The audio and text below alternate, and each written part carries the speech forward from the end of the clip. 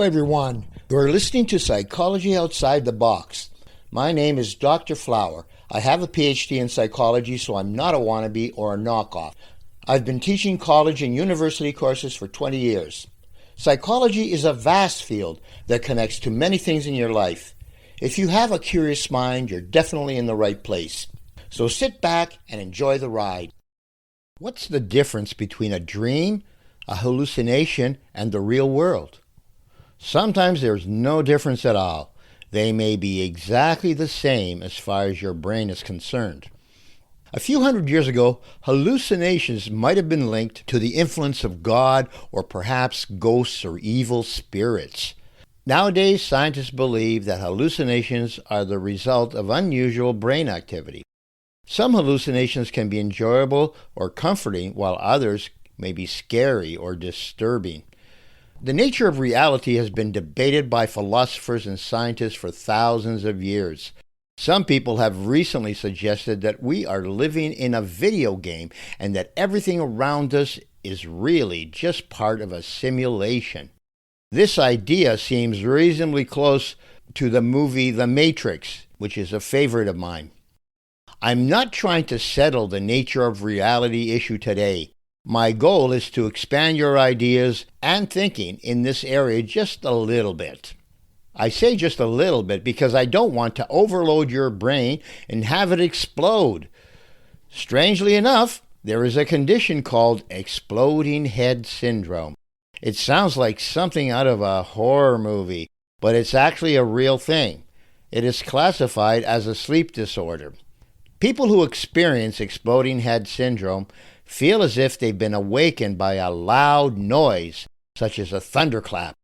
Some describe it as like a bomb going off next to their head as they sleep. Exploding head syndrome is not dangerous, and it is not visible to someone standing nearby. There is no reason to evacuate the building or to grab a fire extinguisher to put out the flames. As far as we know, exploding head syndrome is an experience that is triggered by some unusual activity within the brain that actually feels like a real explosion, but does no physical damage. So, is the explosion real or not? Someone standing close by might dismiss this as imaginary. But to the person who suffers from this condition, it is frightening and completely real. It cannot be ignored as if nothing happened. Wilder Penfield worked at the Montreal Neurological Institute from 1934 until he retired in 1960. He invented the Montreal procedure used to treat patients with severe epilepsy. After cutting out a portion of the skull, Penfield would probe the brain's surface with a small electric current. Penfield could do this while patients were awake because brain tissue feels no pain. As he probed different areas of the brain, patients would report different sensations, such as flashes of light, feeling cold water on their arm, or smelling an odor. One woman heard the song White Christmas. So, by using electrical brain stimulation, people can have various sensations or experiences. They will hear, see, and feel things that are not really there. The most famous example is the woman who said, "I smell burnt toast." But of course there was no burnt toast in the operating room. The smell of burnt toast existed only in her head, and certainly was not shared by anyone else in the room. This experience is very much like a hallucination, but feels completely real to the individual. Another mysterious condition is phantom limb pain, which is felt in the area where an arm or leg has been amputated. The limb is gone, but the pain is real and can be excruciating. It has been described as crushing, toes twisting, hot iron, burning, tingling, cramping, shocking, shooting, pins and needles. The incidence is reported to be above 50% or more in patients who have had an arm or leg amputated. The pain can last for months or even years after losing a limb. Because the phantom limb feels so real, A patient with a recently removed leg may even try to walk on it. Phantom pain feels like it's coming from a body part that's no longer there. People are often reluctant to tell anyone that they are feeling phantom limb pain for fear that they will be considered crazy.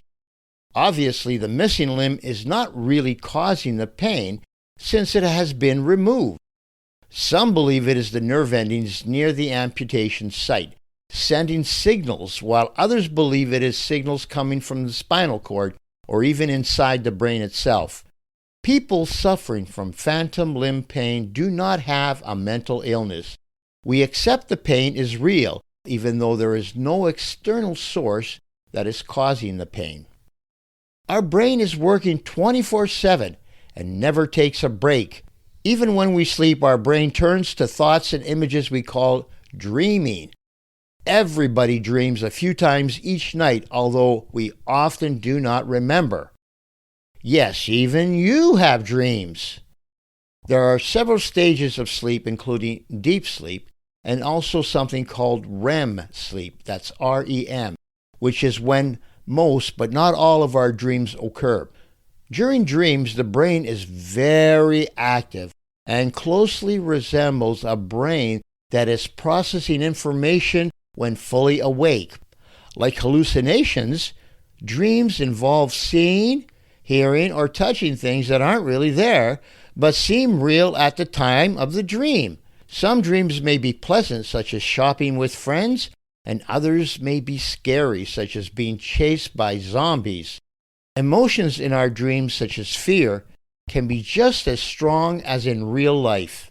Dreams often reflect our waking experiences, with similar people, places, and concerns popping up in them, even if they are mixed up. A dream is like a virtual reality world created by the brain. How would you know the difference between the dream world and the real world if you didn't wake up from the dream? Hallucinations and dreams are both very personal experiences that we cannot easily share. We can't invite anybody into our dream world and say, "Yeah, I have these interesting dreams. Please come and take a look." Another unusual experience is called synesthesia. This term literally means a union of the senses, whereby two or more of the five senses that are normally experienced separately are now blended together. For example, when you hear piano music, each note produces a flash of color as well as a sound. Some people describe it as having wires crossed. Because there are so many possible combinations between your senses, researchers can identify at least 60 different forms of synesthesia. Carol feels the sounds of musical instruments on her body.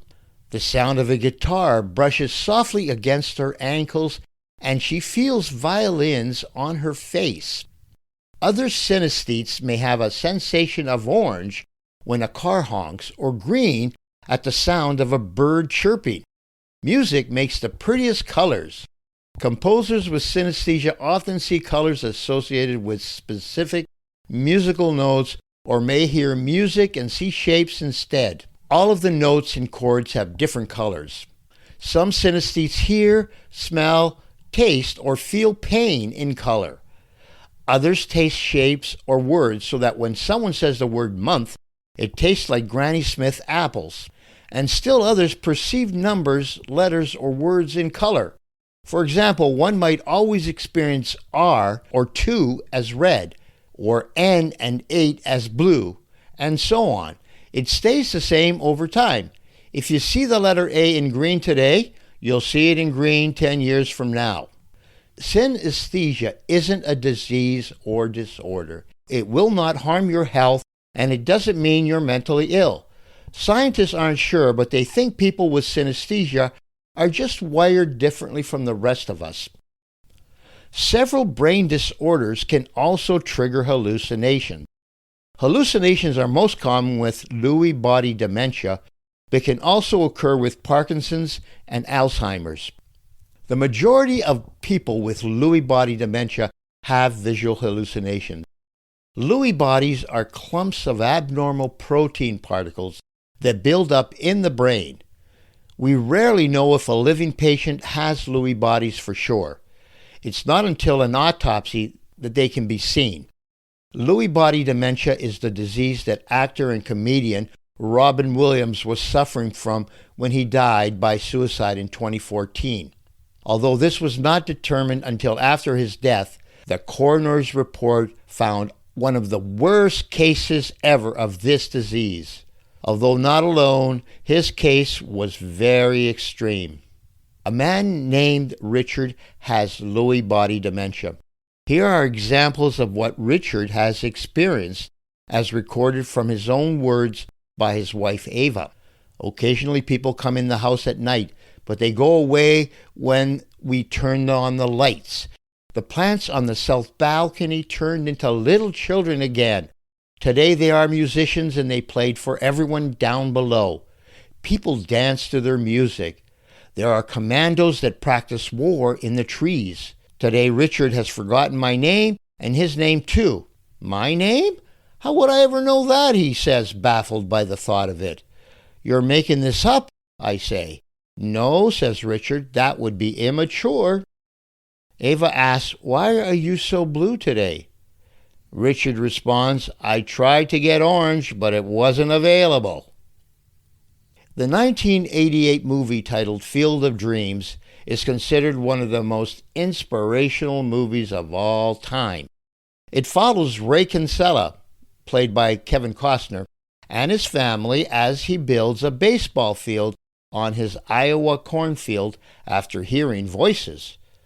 The field is later used by the ghosts of legendary baseball players who missed out on their dreams in one way or another. But only Ray, his wife, and daughter can see the baseball players on the field. So naturally, everyone else thinks the family is crazy. In real life, when someone hears voices and sees ghostly baseball players, we might wonder if they have schizophrenia. Many people with schizophrenia hear sounds that others can't hear. This may include hearing music, voices, whispering, knocking on walls, or a bell ringing. Visual hallucinations are much less common. To the person experiencing them, hallucinations seem vivid and real, but exist only in the mind. Experts aren't really certain why hallucinations happen with schizophrenia. We believe they are linked to unusual activity in certain parts of the brain. A 7-year-old girl named Janie Schofield was diagnosed with a rare case of childhood schizophrenia. Janie appeared on the Oprah Winfrey Show quite a few years ago, where she describes the characters that come out to play with her when she hallucinates. She has many friends in her special world of Kalilini, which she tells Oprah is on the border of my world and your world. There's the bad friend, 400 the cat, a little girl named 24 Hours, and a second cat named Sycamore, among others. Janie's experience in this imaginary world was often pleasant, and she enjoyed being there. But later she started having violent episodes and even tried to harm herself. Janie explained that imaginary animals named Wednesday and 400 were telling her to hit. If she didn't do it, she said that they would scratch and bite her until she did. Janie's disorder was so severe that she was given 3 medications normally used only for adults: clozapine, lithium, and thorazine. Her hallucinations are not completely gone, but they are not bothering her quite as much. Medications may help, but there is no cure for schizophrenia, and for Janie, this may continue to be a lifelong struggle. Do you see the world as it really is, or are we creating our reality? Most of us would agree that there is a physical world out there. So when we look at a table, I see a table and you see it too. We both see the same thing. But sometimes reality is completely made up in your brain. We may see, hear, or touch things that are not really there. These experiences are invisible to others, but not imaginary. So you may feel agonizing pain or hear voices that are absolutely real as far as your brain is concerned. It is a part of your personal reality. So what is the difference between a dream, a hallucination, and the real world? If it isn't real, then why does my head feel like it is exploding? Is the agony of phantom pain any different than real pain? Sometimes there is no difference at all. They may be exactly the same thing as far as your brain is concerned. The brain is the seat of all your knowledge, emotions, memories, and personality, but it is also the place where you experience everything in your life. Your reality exists only in your brain. All that we know is based on what our brain allows us to experience. Well, all good things must come to an end, including this podcast. But in the words of the Terminator, I'll be back. And I hope you will too. Okay, folks, it's all over for today. We're finished. We reached the end. You don't have to go home, but you can't stay here. I will miss you so very much.